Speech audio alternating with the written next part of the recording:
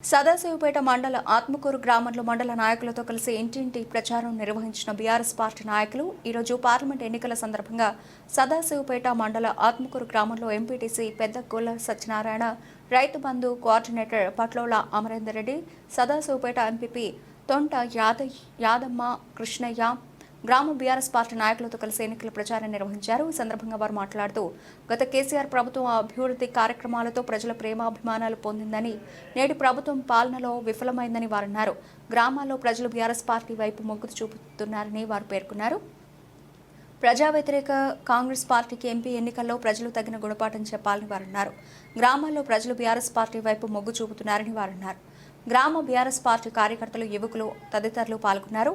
రామ్దాస్, బసవపురం, నరేష్ ముద్రాజ్, ఇందూరి రమేష్ కుర్మ, social media సభ్యులు కమ్మరి సంగమేశ్వర్, కోర్మని నాగరాజ్, గంగులూరి రాజు, నడుమిదొడ్డి మోహన్, తలారి వినోద్, నడుమిదొడ్డి విద్యాసాగర్, నడుమిదొడ్డి నవీన్, గ్రామ BRS party కార్యకర్తలు, యువకులు తదితరులు పాల్గొన్నారు.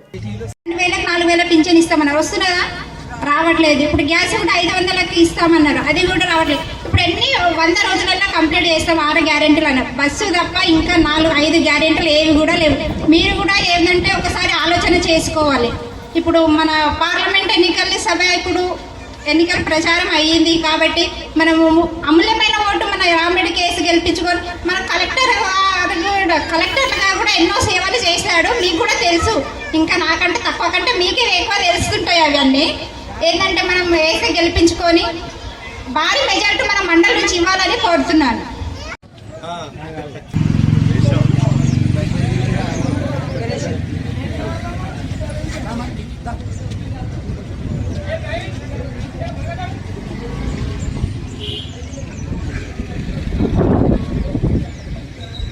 కెపాసిటీ ఉంది, సత్తా ఉంది, విద్యావంతుడు, అనుభవజ్ఞుడు, కలెక్టర్గా పనిచేసిండు. కాబట్టి అట్లాంటి వ్యక్తి పార్లమెంట్లో ఉండాలి.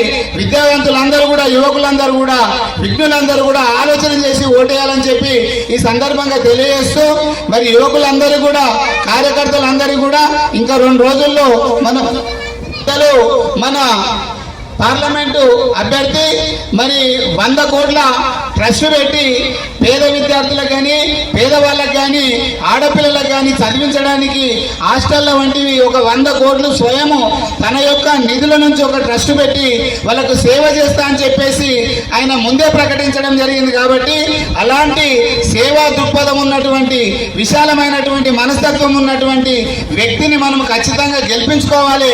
అలాంటి వ్యక్తికి మన కేసీఆర్ గారు టికెట్ ఇవ్వడం మనకు అదృష్టంగా భావించి మనం అందరం కూడా కష్టపడి పనిచేసి ఎన్నికల దాకా మనము శ్రమించకుండా, మనం నిద్రపోకుండా మనము గెలిపించడానికి కంకణబద్దులై ఉండాలని చెప్పి సందర్భంగా తెలియజేస్తూ, మరి ఈ సందర్భంగా పెద్దలు విజయపాల్ రెడ్డి గారు పోల్చుకుంటే మిగతా ఇద్దరిని పోల్చుకున్నప్పుడు ఒకసారి అవగాహన చేసుకోండి.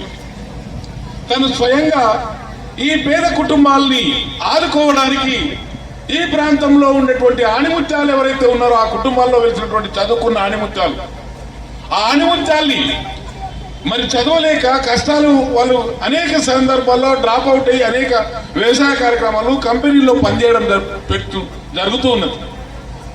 ఆ రకంగా కాకుండా ఆ చదువును ఆ కుటుంబాలు పోషించలేని, చదివించలేనటువంటి కుటుంబాలు ఏవైతున్నాయో ఆ కుటుంబంలోని పిల్లల్ని పై చదువులు చదివించడానికి స్వయంగా తనే 100 కోట్ల రూపాయలతో ఒక నిధిని ఏర్పాటు చేయడం జరిగింది.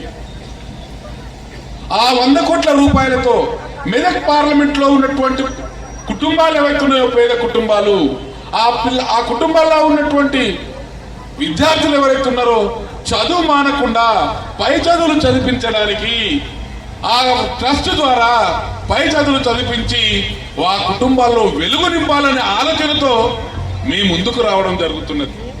మిగతా వాళ్ళు వ్యాపారం చేయొచ్చు, మాకు వ్యాపారం చేయవలసిన అవసరం లేదు. భగవంతుడు ఇచ్చినటువంటి ఆస్తి ఉంది మాకు. మీ సొంతంగా 100 కోట్ల రూపాయలతో ఈ ప్రజలకు సేవ చేయడానికి ముందుకు వస్తున్నాడు. ఆ 100 కోట్ల రూపాయలతో ఈ ప్రాంతంలో ఉండే ప్రజల కుటుంబాల యొక్క విద్యార్థులు పై చదువులు చదివించిన తర్వాత ఆ విద్యార్థులకు మరి ఉద్యోగ అవకాశాలు కూడా కల్పించాలి. చదువు ఒక్కటే కాదు, ఆ ఉద్యోగ అవకాశాలు కల్పించాలంటే ప్రతి 6 నెలలకు ఒకసారి జాబు మేళాని ప్రతి నియోజకవర్గంలో ఏర్పాటు చేయడం జరుగుతుంది. పార్లమెంట్ ఎన్నికల సందర్భంగా ఆత్మకూరు ప్రజలు వెంకటరామారెడ్డి కోసం నిరంతరం శ్రమిస్తున్నటువంటి గత 15 రోజుల నుంచి శ్రమిస్తున్నటువంటి ముఖ్యమైనటువంటి కార్యకర్తలందరికీ వెంకటరామారెడ్డి తరఫున కృతజ్ఞతలు తెలియజేస్తున్నాం. వేదికను అలంకరించినటువంటి ఇప్పుడు చాలా విషయాలు వెంకటరామారెడ్డి గురించి మీ ముందు పొందుపరచడం జరిగింది. నేను చెప్పేదంటే వెంకటరామారెడ్డి గురించి, వ్యక్తిత్వం గురించి, అతడు చేసే పనుల గురించి. గత 11 సంవత్సరాలుగా ఈ మెదకు సీమకు తన జ్ఞానాన్ని, తన అనుభవాన్ని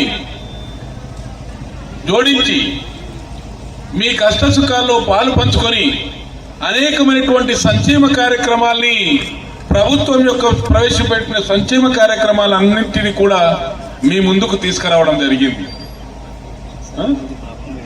తన పరిపాలన అనుభవంతో మీ కష్ట సుఖాలేంటో స్వయంగా తెలుసుకున్నటువంటి వ్యక్తి వెంకటరామారెడ్డి. తను ఈసారి ఎన్నికల్లో నిలబడడానికి ముఖ్య కారణము రాజకీయాలు చేయడానికి కాదు. తను తన తాతల నుంచి కూడా వచ్చినటువంటి ఆస్తి, బాగా ఉన్నతమైనటువంటి కుటుంబం, తన అన్న కలెక్టర్, తన తమ్ముడు అమెరికాలో సిటిజన్స్, ఇంకో అన్న ఇంజనీర్, వాళ్ళ అనేకమైనటువంటి హోదాలలో ఉన్నటువంటి కుటుంబం. తను రాజకీయాలు చేసి డబ్బులు సంపాదించడానికి మీ ముందుకు రావడం లేదు వెంకటరామారెడ్డి. దేవుడిచ్చినటువంటి ఆస్తి అతనికి బాగానే ఉన్నది, మరి ఏమీ అవసరం.